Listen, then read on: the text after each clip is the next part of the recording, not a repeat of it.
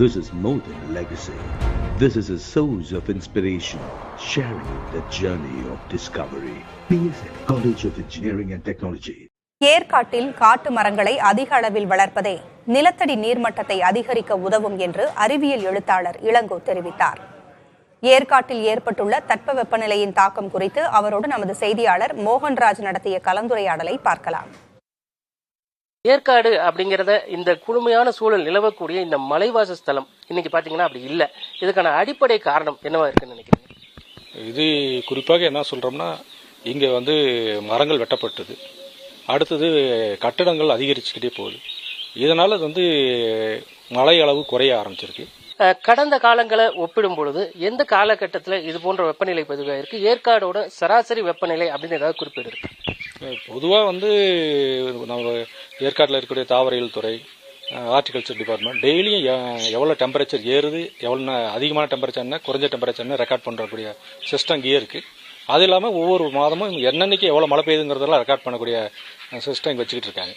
இப்போ இந்த விஷயம் என்பது பார்த்தோம்னா, நீங்கள் 1975 இது மாதிரியான ஒரு சூழல் ஏற்பட்டிருக்கு. அந்த வருஷம் 80 சென்டிமீட்டர் மழை தான் மொத்தமாக பெஞ்சிருக்கு.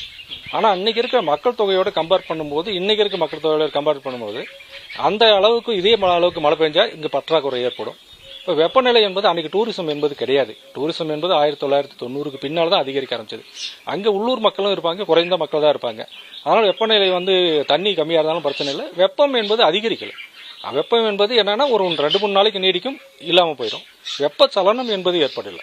அதனால் இன்றைக்குமே அன்றைக்கும் கம்பேர் பண்ணக்கல, அன்றைக்கி வெப்பச்சலனம் இல்லை, இன்னைக்கு வெப்பச்சலனம் இருக்கு. இந்த வான்மழை பொய்த்து போனாலே வறட்சி அப்படிங்கிறது இயல்பாகவே வந்துடும். ஏற்காட்டிலும் அது போன்ற ஒரு சூழல், இதனால் நிலத்தடி நீர்மட்டம் குறைஞ்சிருக்கு, இப்போ தண்ணீர் பற்றாக்குறை ஏற்பட்டிருக்கு. இதற்கு ஒரு தீர்வு அப்படின்னாக்கா, இந்த தீர்வை முன்னெடுக்கணும்னா அரசுக்கு நீங்க முன்வைக்கக்கூடிய ஆலோசனை என்ன? இது பொதுவாக எல்லாருக்கும் தெரிஞ்ச விஷயம்தான். மரங்கள் நடணும் சொல்றதா.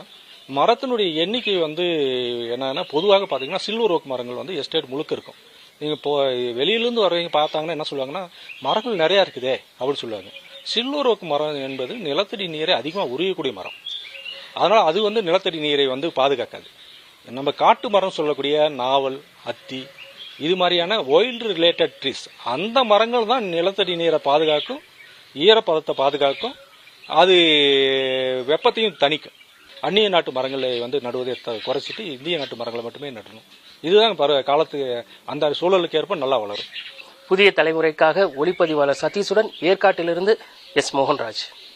This is more than a legacy. This is a source of inspiration, sharing the journey of discovery. PSN College of Engineering and Technology.